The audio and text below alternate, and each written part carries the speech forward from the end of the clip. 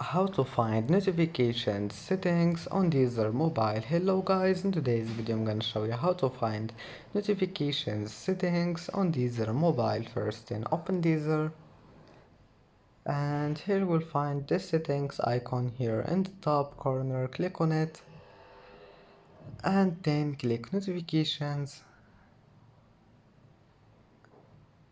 and as you see here you will find Deezer mobile notifications.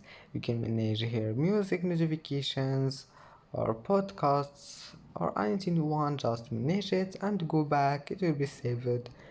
And that's how to find it, and that's how to manage it.